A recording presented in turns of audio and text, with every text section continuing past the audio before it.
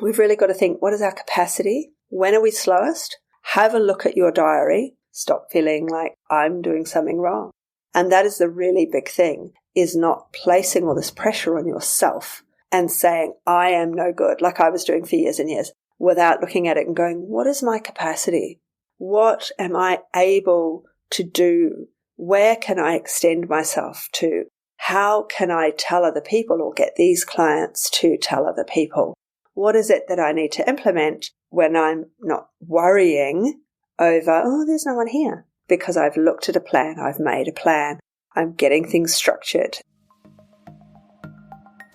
Mentoring with Geraldine is a bite-sized practitioner podcast for naturopaths, nutritionists, herbalists and practitioners, responding directly to the needs of a practicing natural therapist. With interviews, herbal discussions, something business, something clinical, you'll get the variety you need to enjoy and stay motivated in practice. So thanks for joining me today. Don't forget to rate, review and subscribe to the podcast for our episodes. If you'd like more support, get in contact, and I look forward to working with you soon. Hello, everyone, and welcome to Mentoring with Geraldine and the Bite-Sized Podcast. How the devil are you? Well, I'm on holiday, and that means I've got a cold. So I'm really sorry if you're getting the deep and sexy me, but this is the way I sound when my colds start going to my chest. So sad. Masks were great. I didn't get sick for 3 years, and now it's all back to the bronchitis. Anyway, what I wanted to talk with you today is something I posted last week in Strictly Practitioners.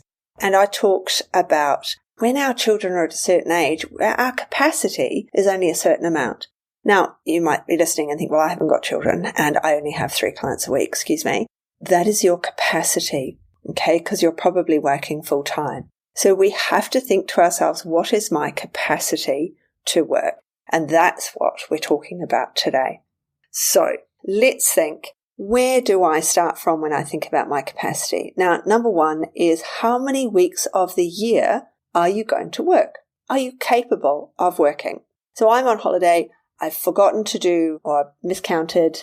Oops. So there's meant to be another podcast ready to go for next week or for this week now, tomorrow. And there isn't. So I'm having to do one now, which is poor form for me. Normally I'm pretty good. I've counted up. I know the numbers.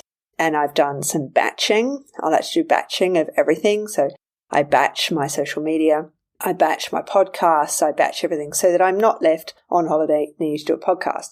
But at the same time, for me, all holidays create an incredible time artistically, I guess for me, creatively, and that I want to do things. I've thought more about the book that I'm writing that's coming out at the end of the year and things that need to go into that. I've been thinking about a challenge, or not even a challenge. Challenge is such a horrible word, isn't it? Because it makes you think, oh no, I have to do so much. I have to compete.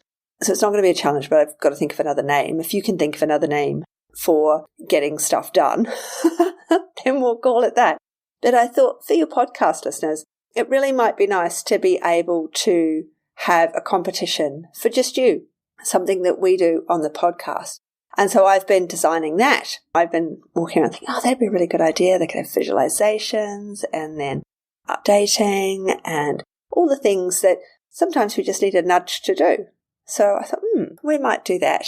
So I can create all of that in advance for mid-year. So I'm not going to do it now, just giving you prep there, but it'll happen sometime in the mid-year for you when I'm away, because I will batch it and get it prepared.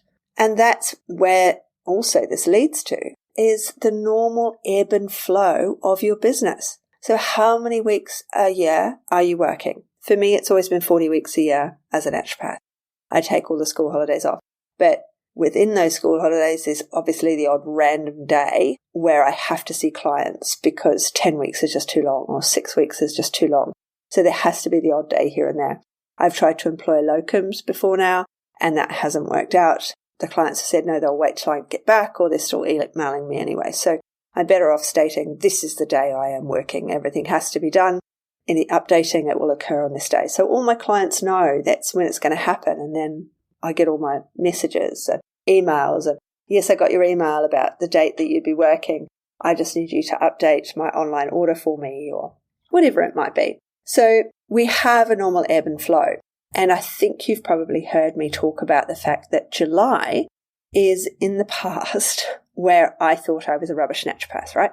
So for the first probably 4 years of my business, I'd be like, oh, I'm really terrible. I'm the worst naturopath. Nobody wants to see me. I've got no clients in July at all. And eventually it was my husband who turned around and he said, I'm sure you say this every year. Why don't you go back and look in your diary and see if you were busy last July?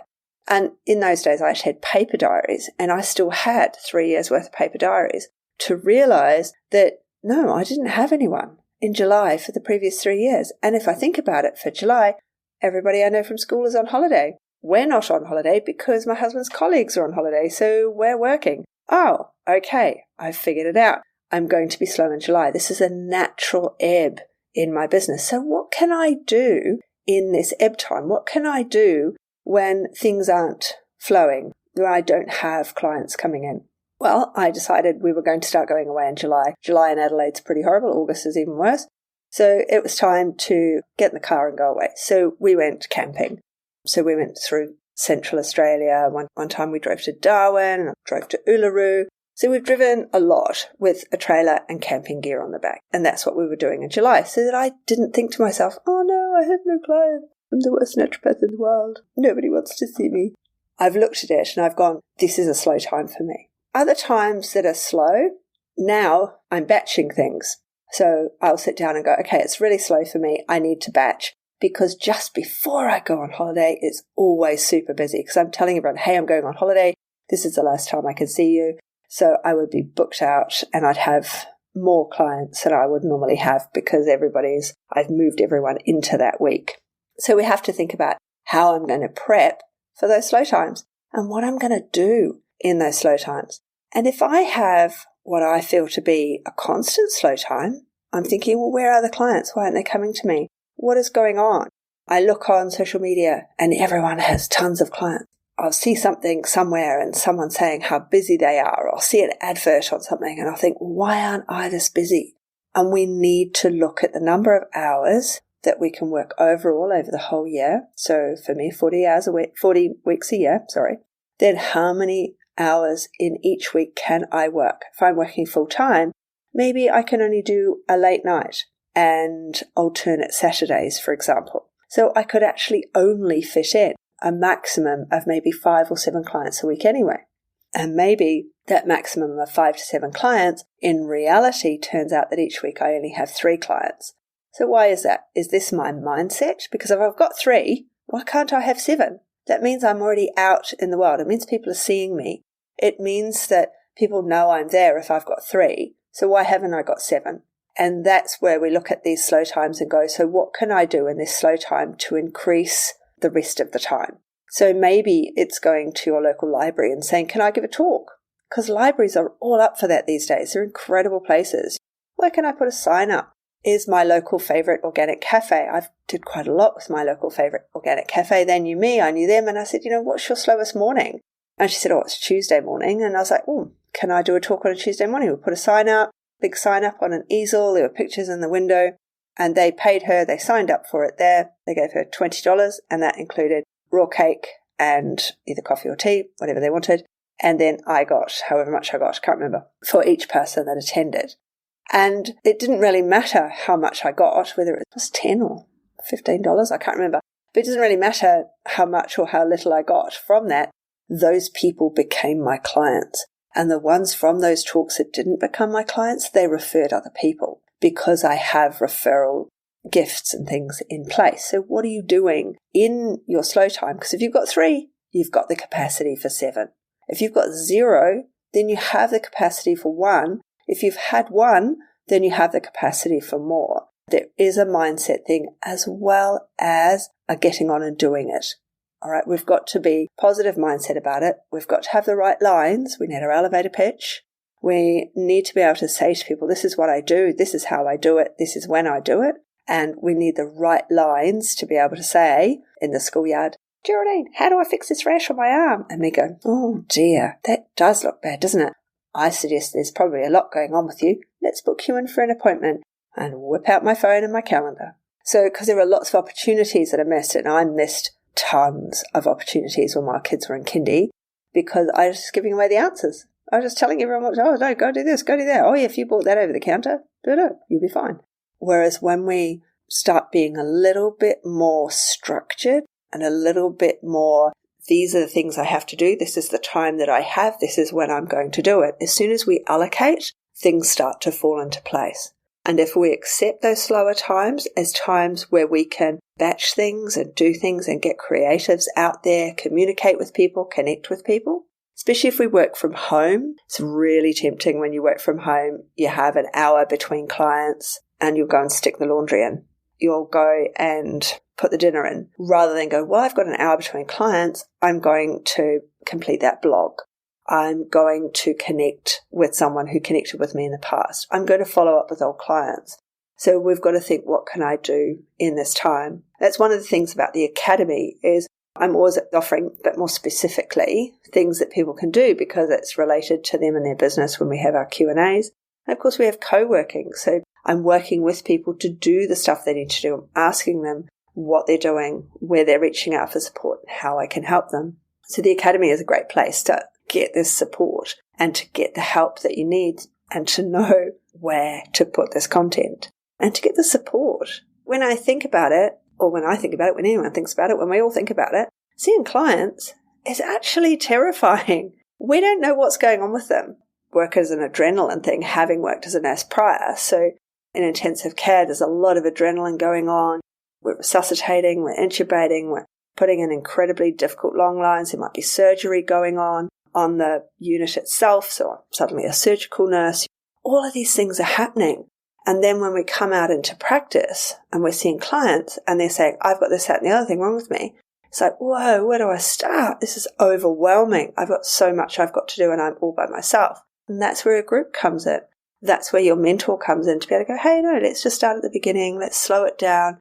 Expectation is too much here. Let's keep that consult within the hour so that you can have those 3, those 5, those 7, those up to 10, those up to 15 clients a week as you build that business, as your confidence grows, as you niche more because you start to enjoy specific areas, as you begin to understand areas better so you don't need as much research later. Because when we first start out, we might only be able to see 3 clients a week because we might have 7, space for 7. But we can only see 3 because in that other space, in those 4 other spaces, we're actually researching those 3 clients. So we've really got to think, what is our capacity? When are we slowest?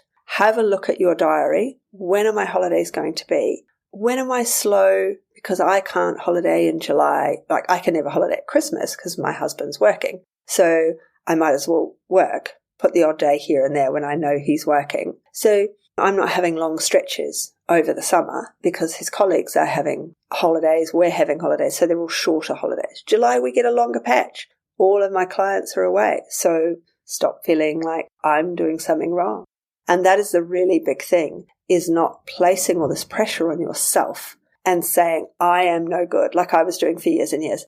I am no good. I am the rubbish naturopath. No one wants to see me, without looking at it and going, what is my capacity?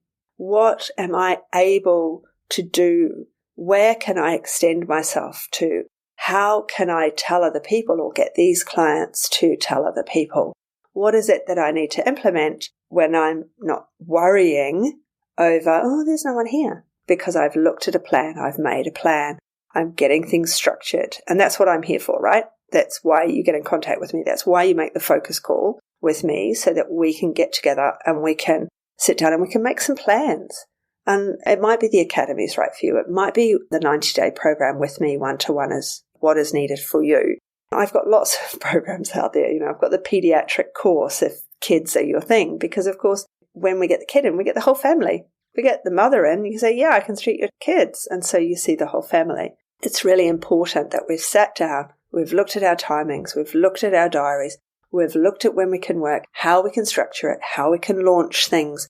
What are our timings doing, and when are we going to achieve these things? When do we have the space to batch? When do we have the space to just see clients? When do we have the headspace to write a blog, to speak at the local library, to do these things we want to do? And that involves forward planning in the diary.